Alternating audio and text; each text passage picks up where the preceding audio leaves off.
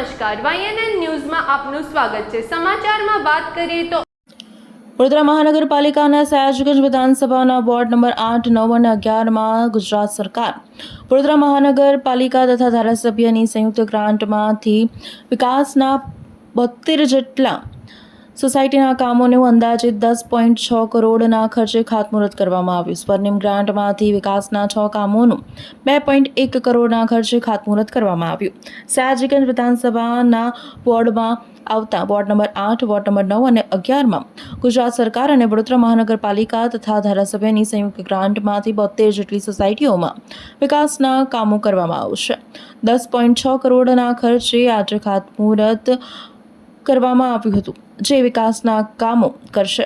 સ્વર્ણિમ ગ્રાન્ટમાંથી વિકાસના 6 કામોનું અંદાજિત 2.1 કરોડના ખર્ચે ખાતમુહૂર્ત તથા દશામા તળાવના નવીનીકરણનું કાર્ય, પાણીની ટાંકી, સંપ તથા ગાર્ડનના નવીનીકરણના કાર્યનું અંદાજિત 39.26 કરોડના ખર્ચે કામોનું સયાજગંજ વિધાનસભાના ધારાસભ્ય કેયુર રોકડિયાના વરદ હસ્તે શુભારંભ કરવામાં આવ્યો।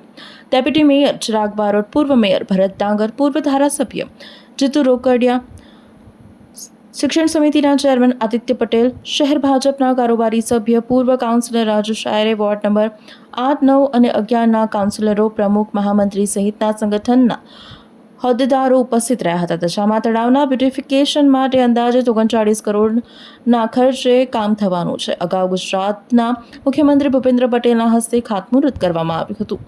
આજે તે કામોનું શરૂઆત કરવામાં આવી છે, જેમાં દશામા તળાવનું બ્યુટિફિકેશન, નવી પાણીની ટાંકી સહિતના કામોની આજે શરૂઆત કરવામાં આવી હતી। આજે સયાજીગંજ વિધાનસભા માટે એક ઐતિહાસિક દિવસ છે। આજે સયાજીગંજ વિધાનસભામાં 72 જેટલી સોસાયટીમાં એક સાથે આરસીસી રોડ, સોસાયટીમાં પાણીની લાઈન, સોસાયટીમાં ગટર લાઈન, પેવર બ્લોક, આવા 72 કામોનું ખાતમુહૂર્ત એક સાથે સયાજીગંજ વિધાનસભામાં કરવામાં આવી રહ્યું છે।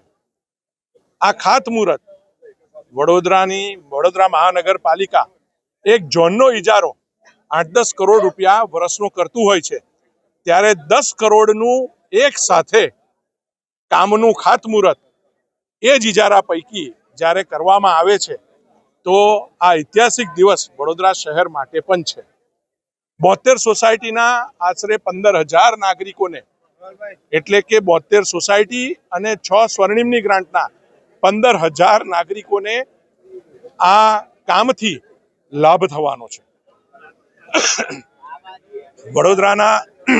વડોદરા મહાનગરપાલિકાના અમારા સૌ ચૂંટાયેલા પ્રતિનિધિઓ, અમારી ભારતીય જનતા પાર્ટીની સંગઠનની ટીમ એ એકરૂપ થઈને જે સયાજીગંજ વિધાનસભામાં વોર્ડ નંબર 8, 9 અને 11 એના જે આ ખાતમુહૂર્ત કરી રહ્યા છે, અને લોકો સુધી ભારતીય જનતા પાર્ટી, અમારા કોર્પોરેટર પહોંચ્યા છે।